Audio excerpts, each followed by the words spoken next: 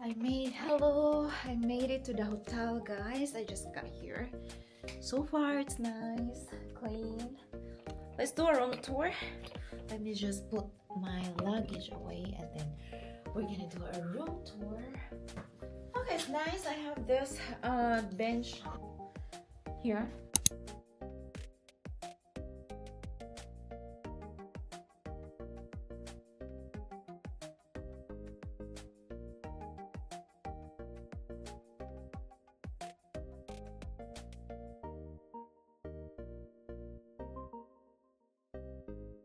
Cute.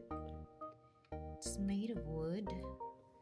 Some sugar, coffee, black tea.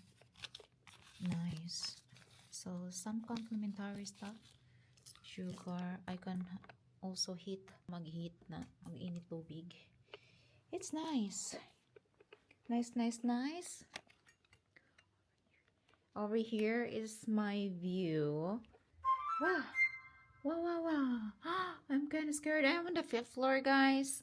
That's a Sheraton hotel over there. Pero yung departure ko will be on this side. So, okay lang din tong hotel na to. Diretso na lang din papuntang airport. So, yeah, wing lang. Parang terminal wing lang to. And then the hotel. And then that's the airport. Very convenient. Yeah. So, nasa 5th floor tayo. Actually, right now, tumitingin ako sa labas. Nanginginig yung tuhod ko. I'm really scared of heights. Hala ka, pwede buksan tong glass? I don't think that's safe. Nakakatakot.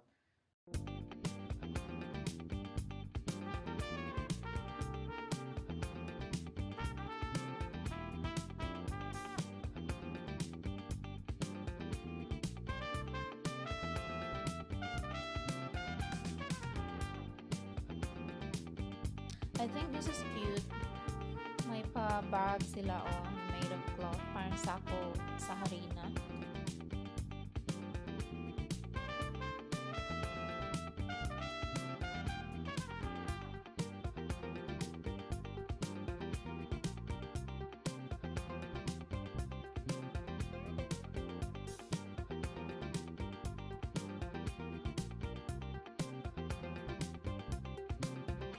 Dito naman sa my entrance, meron akong whole body mirror right there.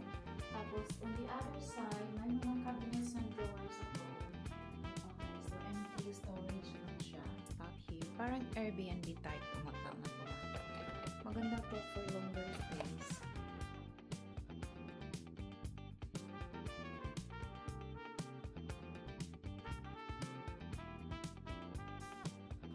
Well, it's also a big storage. I don't need to hang my clothes. Kasi one night lang naman ako dito. And then like tomorrow morning, I have to go back to Florida na. So yes. Sinadya ko talaga dito magstay kasi it's very close to the airport. And on to the right, meron tayong bathroom. It's really big bathroom. It's nice. Come in, guys. Nandiyan ang toilet. Hindi bidet. Walang bidet. That's fine. Body freshener. Body tissue. Nice. Tissue rolls. I've got a mirror, blow dryer. This is hand soap, I guess. More towels, glass. And what is this?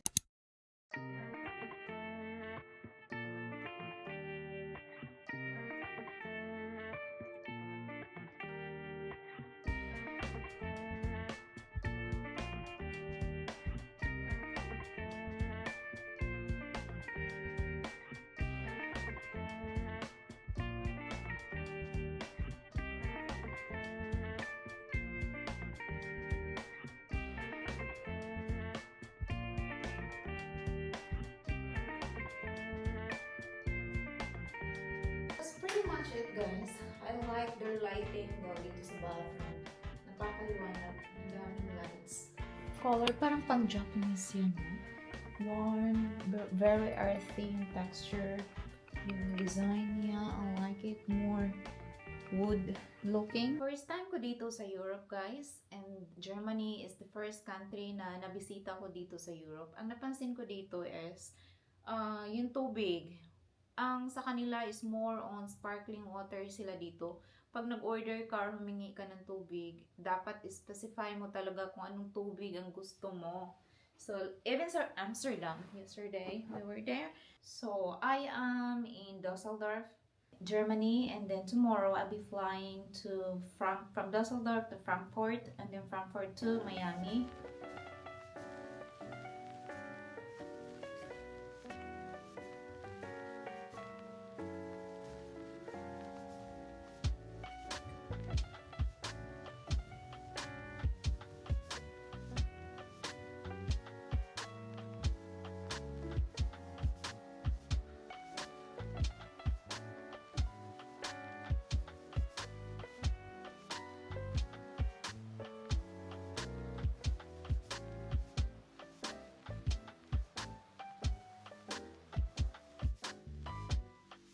That way ang gym, ito, dito guys, hindi lang ako papasok kasi may nag-workout siya sa loob. But that's the gym. It's close to the pool.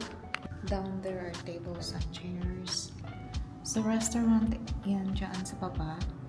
It's actually a nice hotel guys. You have a big pool, massage, sauna. Hello. Nandiyan yung airport. That side, guys.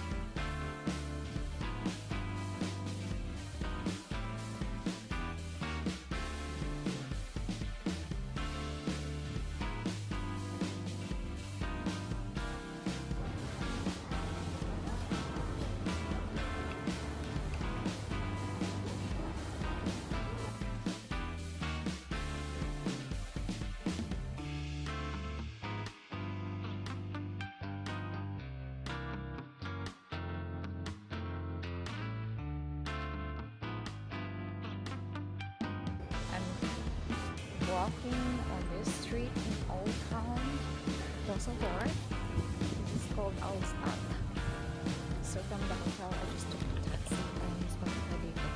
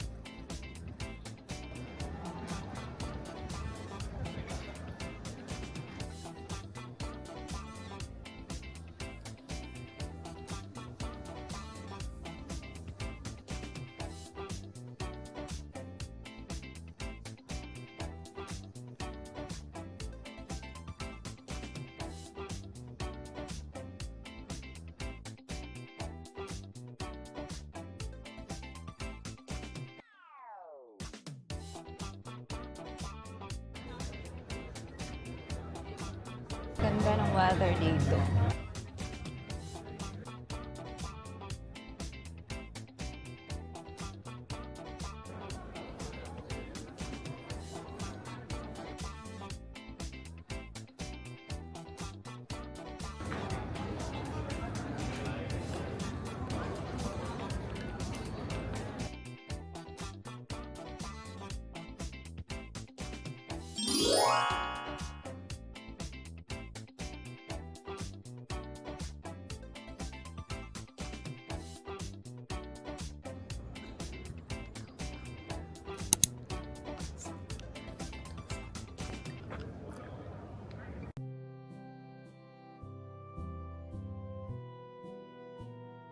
made it here by myself.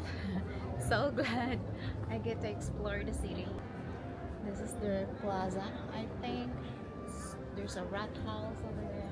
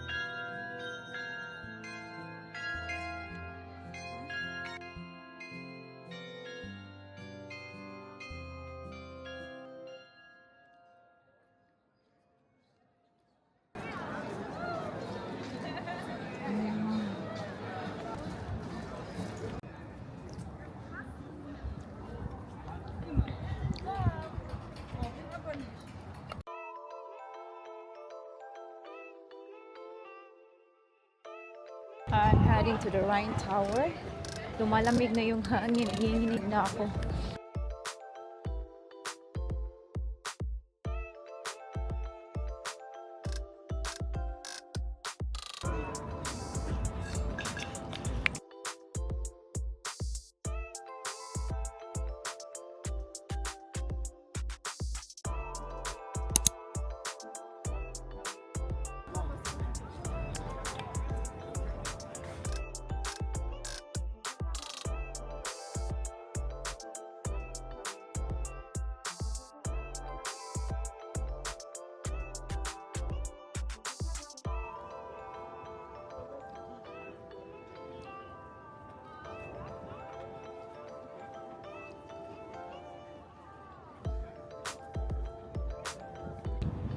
That's the Rhine Tower, if I'm not mistaken. Ang layo pala.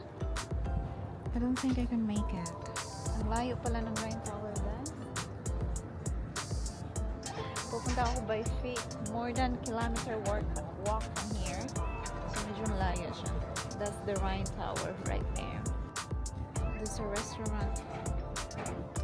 Boat siya na ginawang restaurant.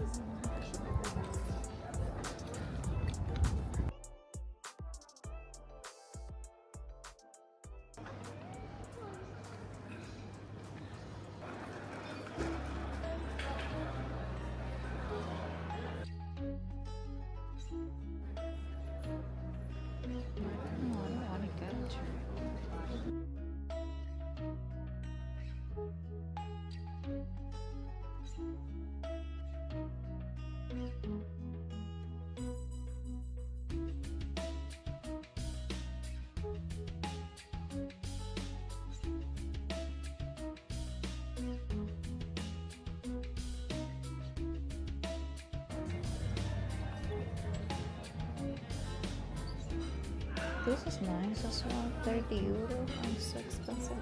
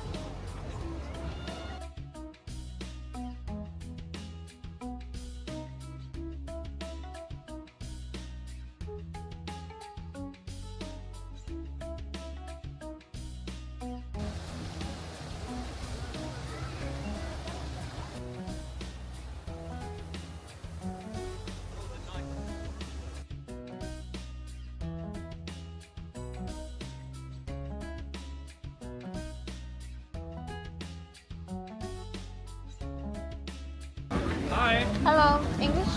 Yes. Can I get pork belly bun? Pork belly. Yes, of course. I'm not sure about more. 12 euros. Yes.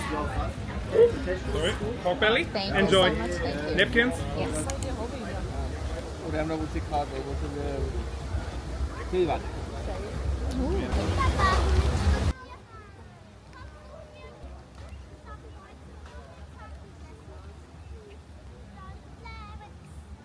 Good.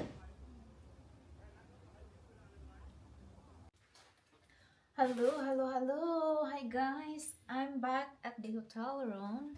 It was a nice walk downtown. Thankfully, nag-i-English sila dito. So, hindi ako masyadong nahihirapan makipag-communicate. Even the taxi drivers, they speak English.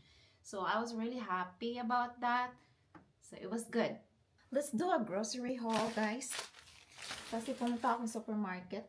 I needed stuff na kakailangan ko mamaya for dinner. It's currently 5:47 p.m. So, magdi-dinner na and then I had a sandwich doon. Papakita ko lang guys. Gusto ko i-share sa inyo because I'm so happy I finally got this. Naghahanap talaga kasi ako ng pang souvenir.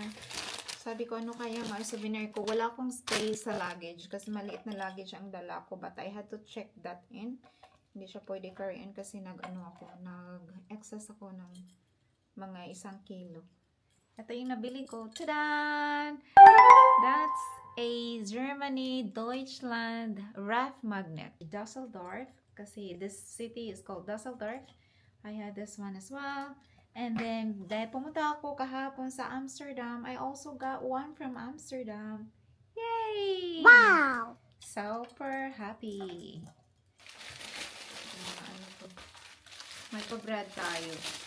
Okay, sikat sila dito sa mga bread guys. Especially oat bread daw. Kasi yun yung product nila dito ay oats. But I have this. Look at that. Tikman natin. Yummy. May chocolate. Parang may dry chocolate. Tapos may glazed sugar na glazed dyan. Parang meron na ito sa US din. Kaya sa Pilipinas, meron ba?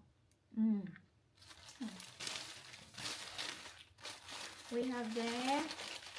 Nakalimutan ko mga pangalan nito guys. Mahirap siya pronounce kasi German eh. Nasaan ba yung resibo? But this is the bread. Ayan. Parang crunchy pa siya. Ayan. Plain lang siya sa loob.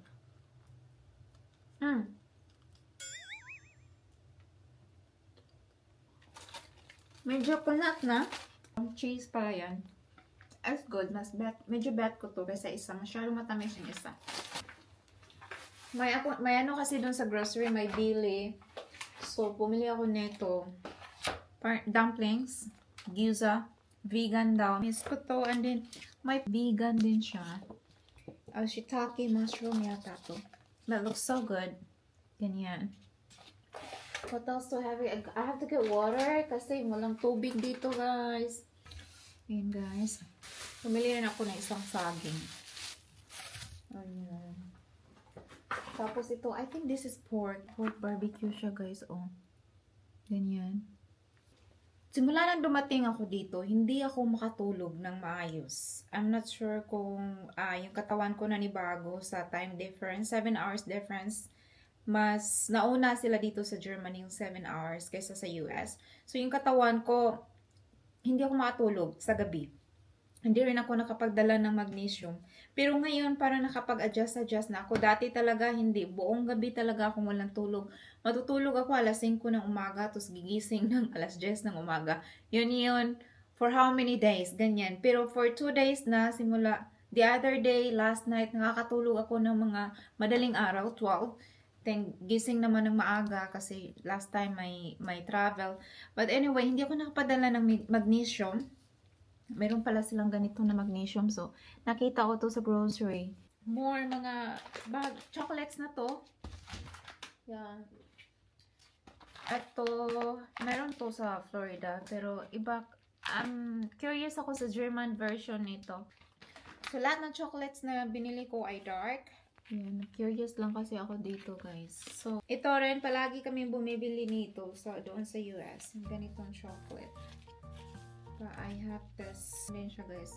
my cranberry, dark chocolate, my cocoa talaga.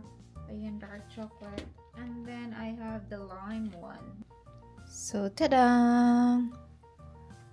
So, ito sila lahat, guys. I-carry on ko to. Lagay ko lang to sa aking backpack. So, that's the vlog for today, guys. Thank you so much for watching. I hope you enjoy it. Please let me know in the comments. And I'll see you next time. I'll see you in Florida na. Our trip in Germany, in Europe is over.